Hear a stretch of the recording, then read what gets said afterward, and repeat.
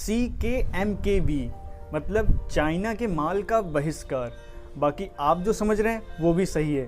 अगर समझ गए हो तो नीचे कमेंट करके ज़रूर बताना। बाकी अब हमें चाइना के साथ डिफरेंट वे में बलात्कार पे बलात्कार करना होगा।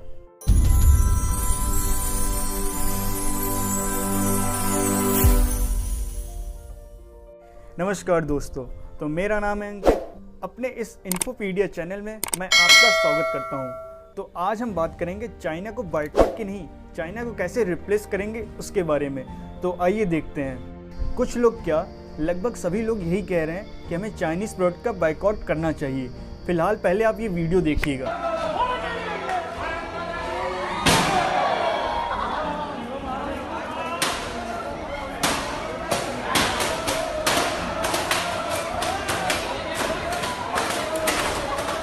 टीवी फोड़ने या स्मार्टफोन न लेने से क्या आप चाइना को बायकॉट कर सकते हैं? तो मेरी राय में बिल्कुल भी नहीं।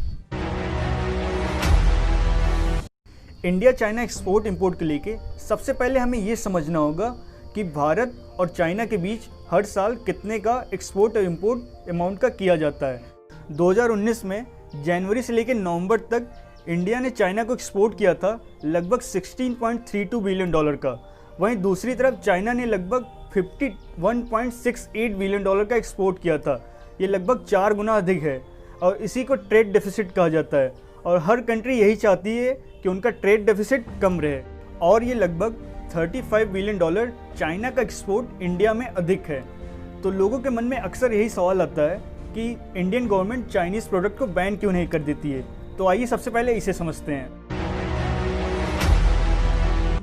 बैन करना या बायकॉट करना कोई एक सोल्यूशन नहीं है।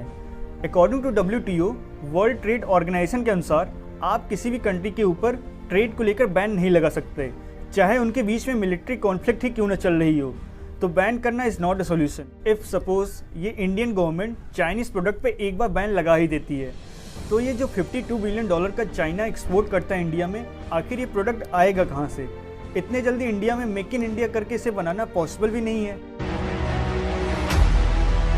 चाइना सबसे पहले अपने कस्टमर्स की नीड को समझता है, फिर वो अपने टॉप ऑर्डर्स के अधिकारियों को उस देश में भेजता है जहाँ पे उसके सामान को एक्सपोर्ट किया जाता है। तो वो लोग वहाँ जाके समझते हैं कि यहाँ पे क्या नीड है, किस सामान की, किस चीज़ की ज़रूरत है लोगों को, तो वही सामान चाइना तुरंत बनाना शुरू कर देता है। ऐसे ही एक बार भारत ने सूडान में बनारसी साड़ी एक्सपोर्ट की और वहाँ की महिलाएँ लंबी चौड़ी होती हैं, तो उन सबको बनारसी साड़ी की साइज़ फिटिंग में नहीं आई और इंडिया को वहाँ से जैसे ही रिजेक्शन मिला, चाइना ने अपनी मार्केट स्ट्रेटजी से वहाँ पे साड़ी भेज दी और सक्सेस पा गया। पहली बात यह है कि चाइना जो है कि मैन्युफैक्चरिंग हब है। लगभग सारी दुनिया वहीं सामान बनाती है क्योंकि वहाँ पे सस्ता पड़ता है और वहाँ पे ये छोटा मोटा काम नहीं होता है। मास प्रोडक्शन करता है चाइना और लेबर भी आसानी से वहाँ पे मिल जाते हैं, वो भी कम रेट में। ये जो सामान हम लोग चाइना से इम्पोर्ट करते हैं, ये जो टेम्पर्ड ग्लास है, इसकी मार्केट वैल्यू चाइना में सिर्फ ₹3 है और भारत में 31% टैक्स और ट्रांसपोर्टेशन चार्ज मिला के ये सिर्फ लगभग ₹5 का पड़ता है। और आप जो ये मेमोरी कार्ड वगैरह देखते हैं, इनकी प्राइस सिर्फ ₹20 है और ये ईयरफोन वहाँ से सिर्फ ₹50 में इतना सस्ते में आता है। और कहीं ना कहीं ये हमारी मजबूरी बन जाती है इसको ख़रीदना। और भारत में लगभग 60% से अधिक लोग गरीबी रेखा के नीचे जी रहे हैं और इनको ये भी नहीं पता होता कि ये चाइना का है कि और कहीं का है। इनको इससे कोई लेना देना नहीं है, ये किस कंट्री से बिलोंग करता है। बस ये इसको नीड को पूरा करने के लिए ये खरीद लेते हैं। आसान भाषा में समझे तो चाइना किसी भी मार्केट को सबसे पहले ग्राउंड लेवल पर आकर उसे पढ़ता है, फिर वो देखेगा मार्केट में किस चीज़ की रिक्वायरमेंट सबसे ज़्यादा है। मान लीजिए एक मेडिसिन है और उसकी रिक्वायरमेंट है, फिर वो उसका इतना मास प्रोडक्शन करेगा कि फिर कम से कम रेट में इंडिया में ओवर सप्लाई शुरू कर देता है और डंपिंग करने लगता है इंडिया में।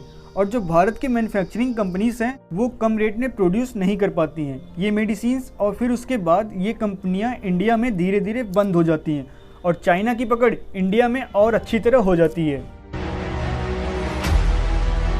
इंडिया के मार्केट में चाइनीज़ स्मार्टफोन्स का मार्केट प्राइस 2 लाख करोड़ रुपए है।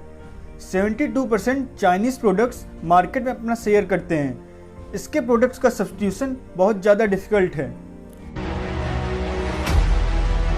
तो कंपोनेंट्स का मार्केट साइज लगभग 43 लाख करोड़ रुपए है। इसका पॉसिबिलिटी ऑफ सब्स्टिट्यूशन बहुत ज़्यादा ही टफ है। इनके अल्टरनेटिव्स डोमेस्टिक या ग्लोबल लेवल पे ढूंढना बहुत ही मुश्किल है। ये इंडिया के मार्केट को एकदम से छाप लिए हैं, तो आप बायकॉट ही नहीं कर सकते इन सबको जब तक आप खुद मैन्युफैक्चरिंग हब नहीं बना लेते यहाँ पे। इंटरनेट ऐप्स का मार्केट साइज देखें तो भारत के लगभग 45 करोड़ स्मार्टफोन्स यूजर के पास चाइनीज़ ऐप्स उनके फ़ोन में है और 66% पीपल के फ़ोन में एटलीस्ट एक चाइनीज़ ऐप ज़रूर होगा उनके फ़ोन में। इन सारे ऐप्स का पॉसिबिलिटी ऑफ सब्स्टिट्यूशन बहुत आसान है। कई भारतीय ऐप्स भी मिल जाएंगे इनके रिप्लेसमेंट के तौर पर। मेरी राय में हमारी गवर्नमेंट को एक पॉलिसी बनानी चाहिए या एक कोई नियम लाना चाहिए इन ऐप्स को लेके। हम भारतीय जो चाइनीज़ ऐप्स का यूज़ करेंगे उसका डेटा को इंडिया में ही रखना होगा। इससे हमारा डेटा भी लीक नहीं होगा और रोज़गार भी बढ़ेगा यहाँ पे। जिन लोगों के घर वाले उनसे पूछकर सब्जी तक नहीं बनाते हैं वो आजकल भी डिफेंस एक्सपर्ट बन गए हैं। तो मेरी राय में बैन करना या बायकॉट करना कोई भी एक सोल्यूशन नहीं है। हमें उस प्रोडक्ट का रिप्लेसमेंट करना चाहिए। उन सब कंट्रीज़ से हमें ये रिप्लेसमेंट के तौर पर लेना चाहिए, जैसे कि ताइवान और वियतनाम हो गए। और रिप्लेसमेंट के तौर पर हमें वियतनाम और ताइवान से ये प्रोडक्ट इंपोर्ट करना चाहिए। और इससे चाइना पर साइकोलॉजिकल प्रेशर भी बढ़ेगा, क्योंकि चाइना के रिश्ते वियतनाम और ताइवान से अच्छे नहीं हैं। चाइना हमेशा से ताइवान को अपना पार्ट मानता है और हम चाइनीज़ प्रोडक्ट पे 31% का टैक्स लगाते हैं। वहीं जब हम ताइवान और वियतनाम से प्रोडक्ट लेंगे उस पर हम टैक्स और कम कर देंगे। Ban is not a good option. Replacement इसका एक अच्छा ऑप्शन रहेगा। इससे हम चाइना की कह के लेंगे। इंडिया चाइना के बीच जो बॉर्डर कॉन्फ्लिक्ट चल रहा है लद्दाख में, अब इंडिया को ट्रेड के लेके ताइवान की तरफ हाथ आगे बढ़ाना चाहिए, क्योंकि ज़्यादातर सेम चाइनीज़ प्रोडक्ट्स ताइवान में भी बनते हैं। ये एक अच्छा मौका होगा चाइना को उसकी औकात दिखाने का, वो कहाँ स्टैंड करता है। अगर ये वीडियो आपको इन्फॉर्मेटिव लगी हो तो अपने दोस्तों के साथ ज़रूर शेयर करिएगा और इस चैनल को सब्सक्राइब करना ना भूलिएगा। तब तक के लिए धन्यवाद। मिलते हैं अगले वीडियो में। जय हिंद।